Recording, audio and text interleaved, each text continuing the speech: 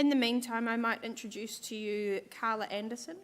Carla is from Able Australia, and Able Australia have a significant number of services available for people with disability and who are deaf-blind as well. And I'll let Carla explain more about the services and her role. And please welcome Carla.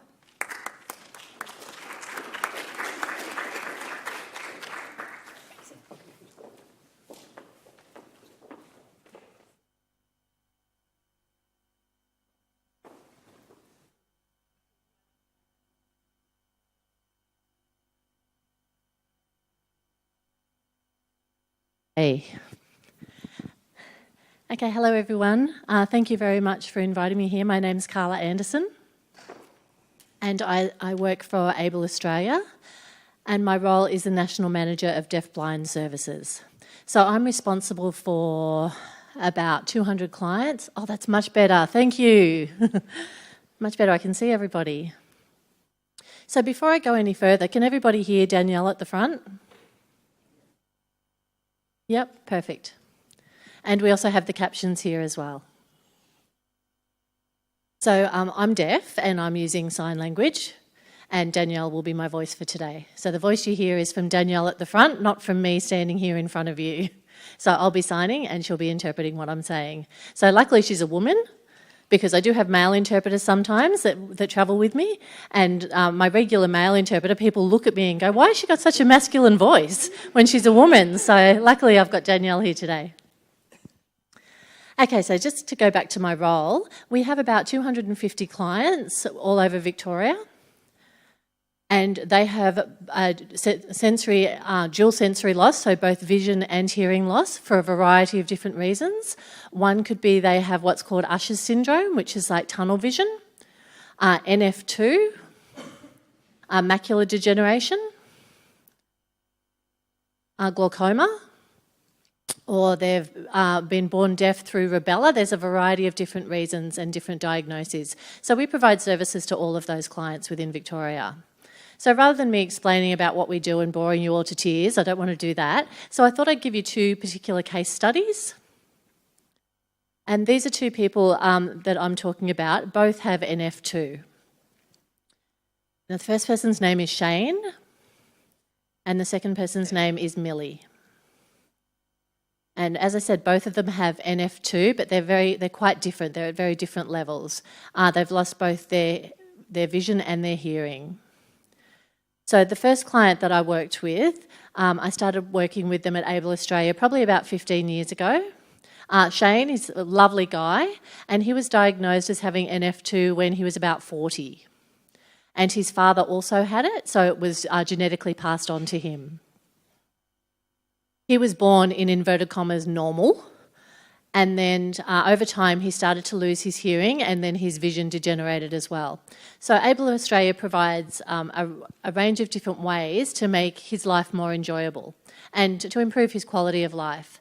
So that includes, we have services that are called Able Link, and that's where people can go into the city for training, and they can learn about computers, learn about iPads, different mobile phones, Braille, big and small text, so different technology, and it can improve and polish up their skills. So it's not just working on their eyes, because obviously it can be quite tiring for them to pay attention for such a long period of time. So we give alternate therapies. We also provide counselling services and speech pathology. We also have a program which is called art therapy, which is very popular.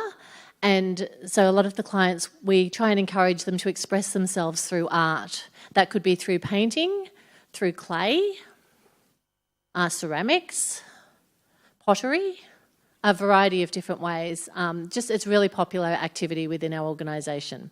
We also have a recreation program, and they meet once a month, and that's for people who are deaf and blind, and they're at varying different levels of communication. Some will lip read, some can hear a little bit, some rely on writing down with pen and paper, and others have tactile communication. And we have an annual camp, which is very popular. We usually have over I think this year we had 48 deaf-blind people that came together all throughout Australia. And so it's a great opportunity for them to mingle with their peers as well. And it's fantastic for developing new friendships. We had 2 marriages from those camps. So, people fall in love throughout the camp and different relationships develop, so that's been lovely to see as well. The next camp we have next year will be March 23rd to the 25th, and that's going to be in Phillip Island, where the penguins are, which is perfect to fit in with your lovely mascot here. So the little penguin mascot that I saw at lunch. So again, it's very popular. We have a variety of different activities, from rock climbing to flying fox. Or people can just stay in the room and have a chat, which is very popular as well, which they'll do for hours and hours on end often. Getting together, socialising. It's very popular, just having lots of different discussions over a shared beverage and a meal. Another popular program that we have it's called Com Guide, which is short for Communication Guide. So in the past, they used to be referred to as support workers, and that's more for people that are living independently, but they need a communication guide to provide some additional communication support when they go out. So, for example, Shane, who I spoke about, he couldn't see very well at all and he couldn't hear well enough. So he would go for a walk with his support guide. So she would actually hold on to, or she or he would hold on to Shane's arm, and they would go to the shops, they would go grab a coffee, and they would just be out on a social outing. So the communication guide just helps to get the clients within the community.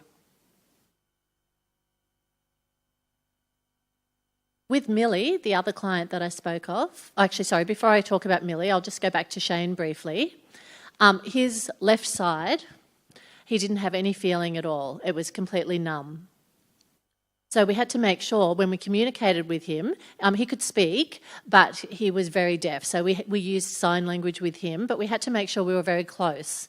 We had to be within a certain proximity for him to be able to see the signs. So when he was presenting, like I am here today, if he was presenting at a workshop, he would sit, for example. Actually, can I ask someone for a volunteer, just one person to pop up so I can show you? It's easier to show than try to explain. Thank you. Good on you, thank you. Maybe if you can just sit here and I'll give you an example. Okay, so pretend this is Shane. So Shane's quite numb on his left-hand side, so he couldn't feel anything. So we would have to stand on his right-hand side. And if Shane was talking, he can't see all of the audience, for example. So he couldn't see anyone nodding or laughing or giving any kind of feedback. So what we would do, so pretend Shane's talking, and if everyone was nodding, I would do this on Shane's shoulder to indicate that the audience was nodding. And then if everyone was laughing at something Shane said, I would do this movement. And so that would indicate that everyone was laughing. So Shane could tell and he could be involved with the audience as to how they were reacting. So rather than just sitting there going, or if people were very bored, I would do this. So it's like yawning. So people were opening up their mouth and yawning. So I would show that. Can you see the difference and can you feel the difference? Or if someone put their hand up to ask a question, for example, then I would go like this to show that someone wanted to ask a question. So he would then know that someone in the audience had raised their hand. So it was fantastic. So that is called social haptics, Haptics, and it was made up by people in Finland. And there was a woman and her husband in Finland, and he couldn't see or hear very well, but he wanted to know how the room was set up and how things were happening in the environment. So they developed this mechanism of doing these different things on the person's back to show it's a square room. So we would draw a square, and then they would know the shape of the room.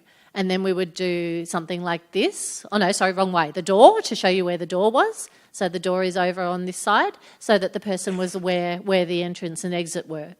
So we would pretty much explain the environment on that person's back, and it's just taken off. It's been a fantastic way to help with communication. So thank you very much for your willingness to volunteer.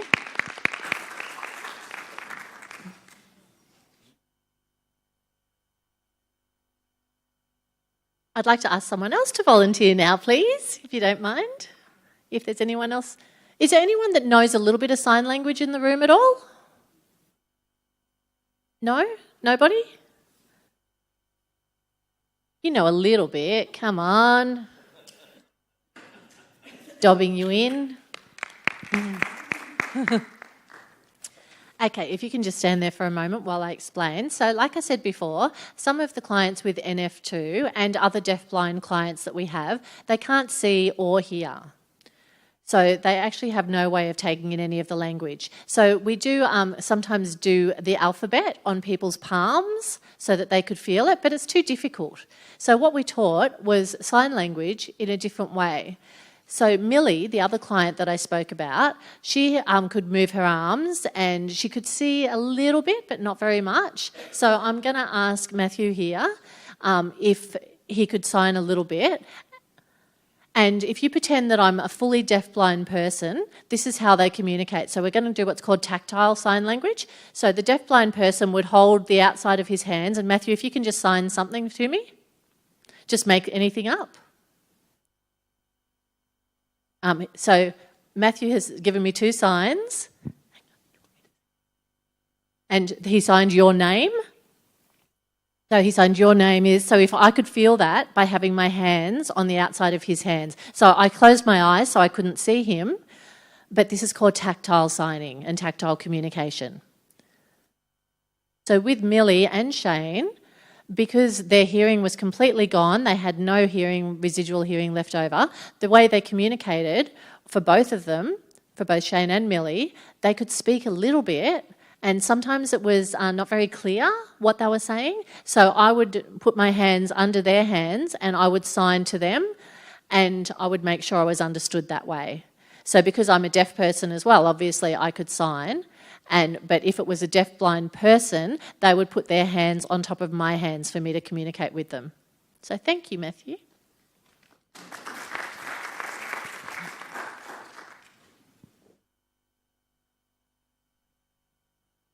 So that type of communication support is something else that we provide at Able Australia, and the comm guides are very well trained in both deafness and blindness, and they're trained from Melbourne Polytechnic. I don't know if you're familiar with that. Hands up anyone who's familiar with Melbourne Polytechnic as a training institute. A few people there. And they provide an Auslan course, so Australian Sign Language, from certificate through to diploma in Auslan. And as part of their course, they have to learn about deaf-blindness, how to guide, how to communicate with people that have deaf-blindness. They learn a little bit about haptics and also about drawing maps on the back of people, like I gave the example of. So they can then come and work with us and volunteer their services as well. So that is just a little bit of how we can support the people that have NF2 also.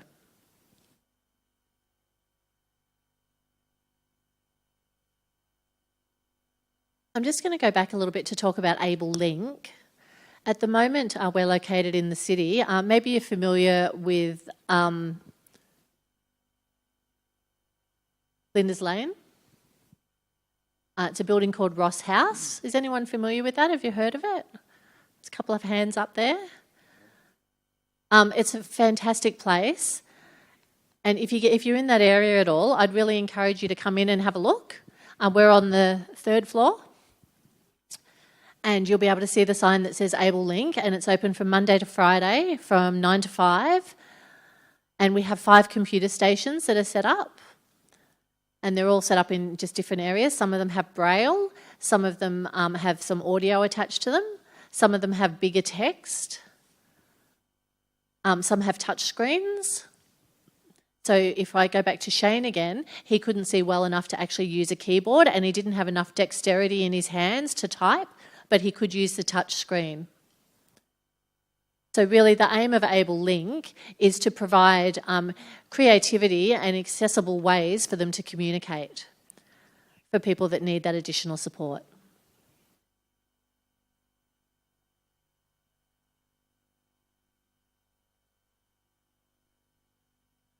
Just going back to Millie, she was a very determined young lady. She was very independent. She wanted to get out as much as she can. She was only young. She was about 30. And she wanted to go out and socialise and party and go to the pub and go into the city and go and look around at different events, as all young people do. She was wanting to meet a man and wanting to meet different people. So we provide a communication guide to go with her. So anytime she went out to events, she used to use a walker. And she did have a wheelchair as well, but we would have a walker when she went out for events. And one time she was quite sick. And she was just a little bit out of sorts. She had some kind of infection in her body and she couldn't communicate well because her body had actually gone numb. So the way we communicated with her, because she couldn't feel anything if we touched her, was that we got some print and we would print just on her palm, but at the same time she couldn't feel that. So what we did was did it on top of her head, at the top of her skull, and she could understand what we were saying by writing letters up there. So it was very simple words that we would do, like hot, for example, or cold, or a variety of different words just on the top of her head. And that way she could communicate back to us through speaking so she could reply appropriately. So that was a really wonderful way to work with her, and that's part of what we do, is just look at each person as an individual and try and be as creative as possible and work out what we need to do to match their needs for communication. I could go on and on and on and on and on, but I might just stop for a moment to ask if anyone has any questions at all or anything in particular they'd like to ask. Do you have a question? Hi. My aunt, she's not deaf, but she was a teacher and she taught the deaf back in Brisbane. And so she would often talk about the struggles that she would see, with these young kids, trying to be normal and, to have a normal life and do all these things. And so I guess when you add something like NF2 or NF1 on top of that, it can be so much more difficult. And I was just wondering, from your experience, what is that like? What do you see?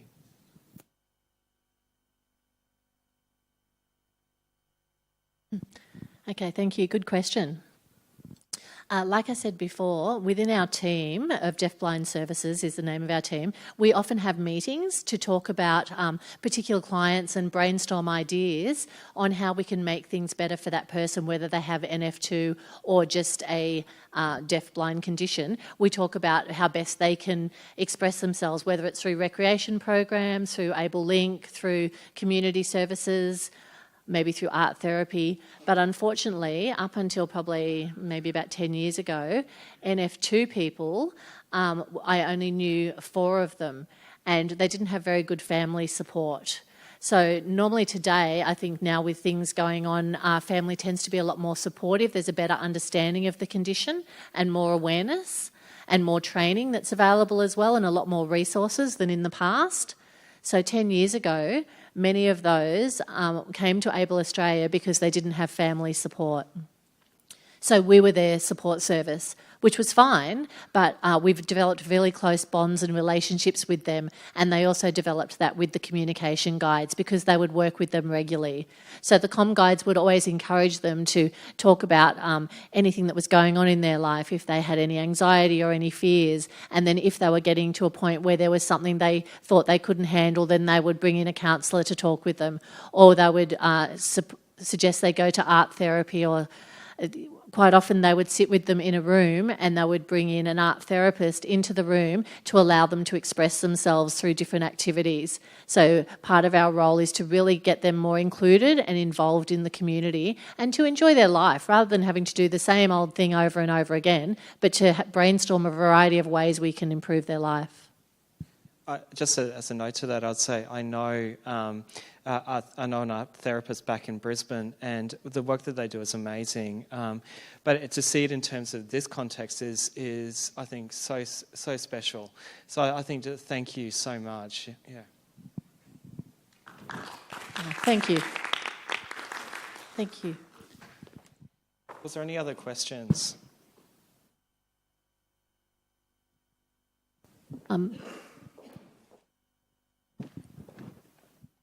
Carla, thanks. I've got a question. Are you aware, is there any particular assistive devices or technology that you think people who have deaf and blindness particularly can benefit from to help them just deal with day-to-day things. Yes, there are. AbleLink isn't just one organisation. We have comm guides that work all throughout Australia as well. But in regards to assistive technology, one of our deaf-blind clients is deaf-blind, and we think, well, how do they communicate on the phone? They've got a mobile phone, they can't actually see the text and they can't read it. So if it was an iPhone, for example. So almost 7 years ago, we finally thought, okay, we could link it up to a Braille device, and then that could link to their iPhone, and then they could send SMS messages, and then they could get them back and forth, and they can read the messages back in Braille. So that's been amazing. That's actually make them feel like they can communicate so much easier with their family and friends. Another one, as I was talking before about Millie, because of her left hand, she didn't have any functionality in that, but she could still use her right hand to type. So she would send communications through the phone or through an iPad. It was actually a better device for her because that was also linked to a Braille system. So there's many creative ways now that we can use technology to assist people to be able to beat whatever issue they're coming up against.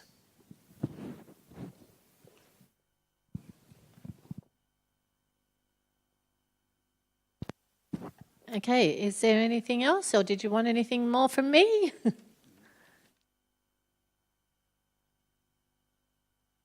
No? Okay. Some people are clapping, but I can't hear you. So I'll just show you. This is how we clap. And just to add on to that,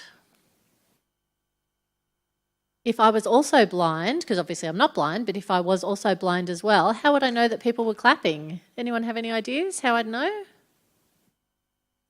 Yes, on the floor.